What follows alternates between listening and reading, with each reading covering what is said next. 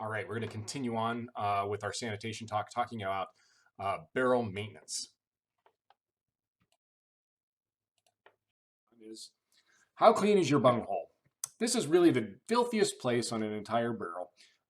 And so one thing we're going to talk about is make sure that we keep our bunghole nice and clean, and that reduces our risk of infection for any reason inside of our barrel. Insert your joke here because this is how you power wash a bunghole. End of jokes. Moving on. What is the best protocol for storing barrels? So I think the first thing we want to talk about is how do we store barrels? Well, the best thing you could do is keep them full all of the time and schedule your bottling around, racking and blending. Um, Unfortunately, that's not the best. You can't always do that. So what do we have to do if we have to store the barrels? So the first thing we have to do is we have to wash them. A power washer situation is the best, especially with hot water. Steam is highly effective against Brettanomyces and bacteria. And when we steam, we're going to want to talk about the things that we need to do in order to make sure that we steam pretty well. Other treatments don't really seem to do a whole lot. There was a study by Randy Warbrough and Rich DeCenzo from ETS. Randy Warbrow's out of Cornell. And they looked at the effectiveness of different treatments of ozone and just hot water. And then they also did chlorine dioxide for whatever reason. And none of them had any effect against Brettanomyces in particular, except for steam. And pasteurization does seem to have an effect at keeping it down. So when we had that tour with, where we talked about how we maintain Brett, populations down, just using steam seems to be the most potent tool the winemaker has to keep barrels clean. And then SO2 gas is highly effective, and we'll talk about gassing barrels. And the combination of using steam followed by cooling and SO2 is highly recommended. But I want to make sure that you know that you need to cool your barrels afterwards and allow your barrels to dry 1 or 2 days. And then you go ahead and add a little bit more gas after it's cool. Again, more in a minute.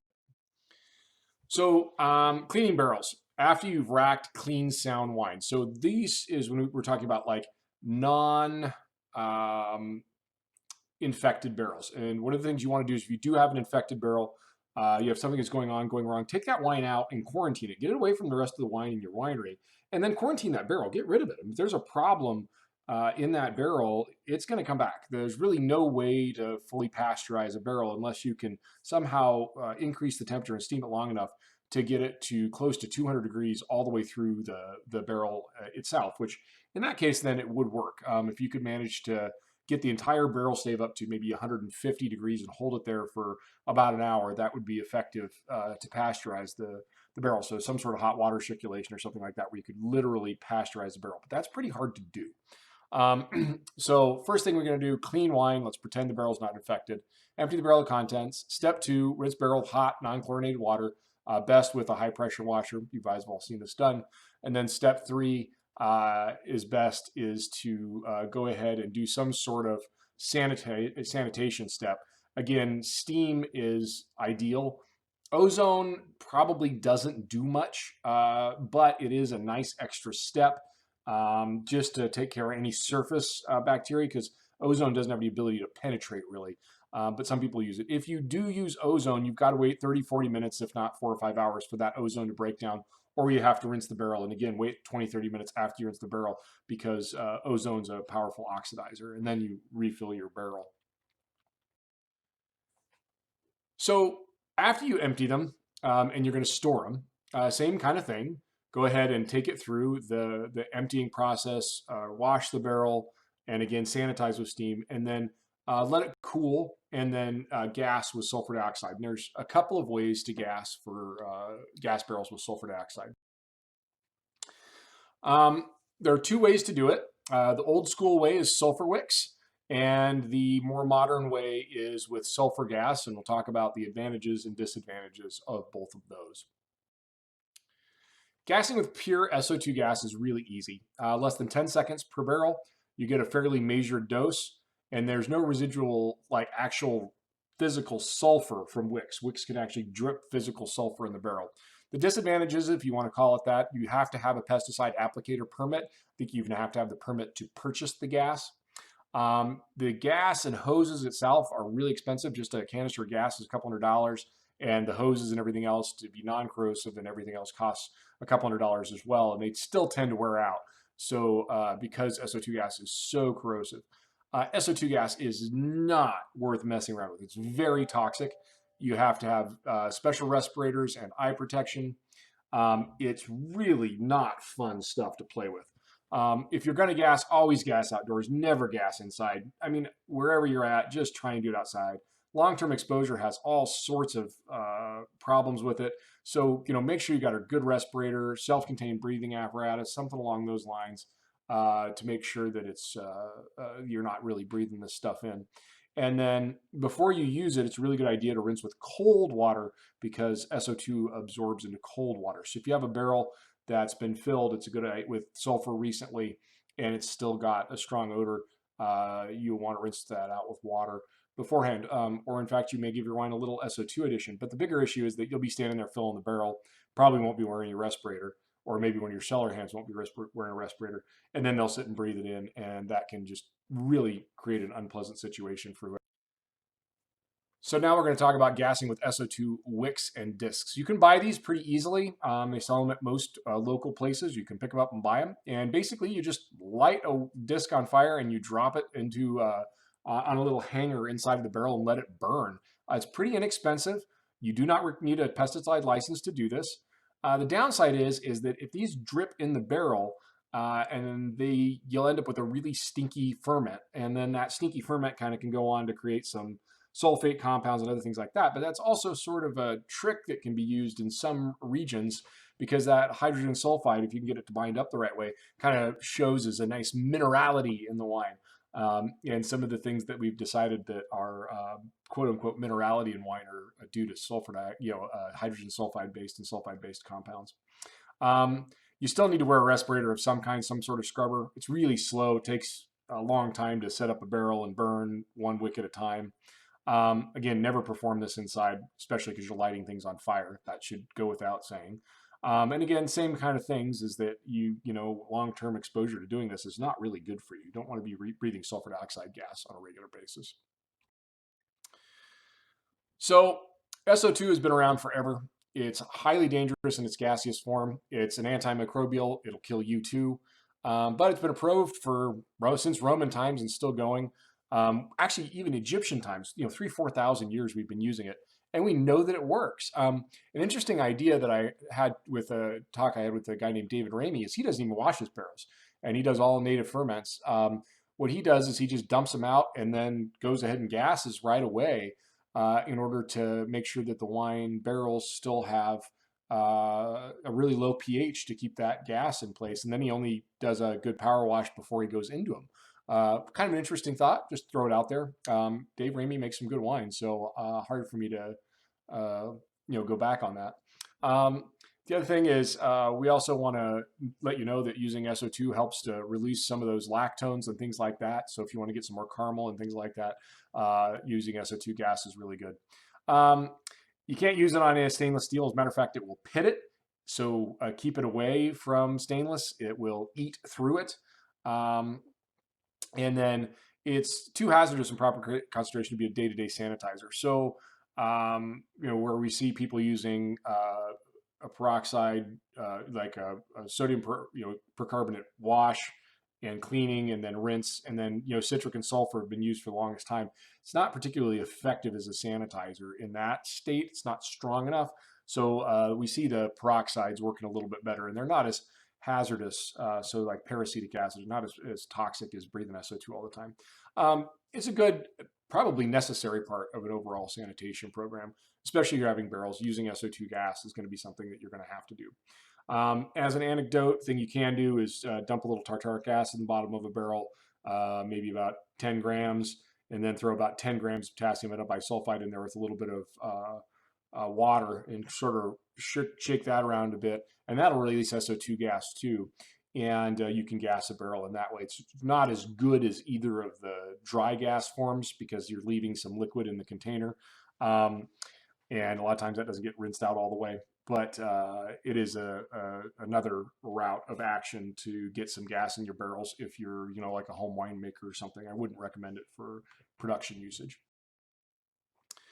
SO2 safety, real quick. We want to require that license to have it. It's a simple license to get. You can get it, only take you a day to do it.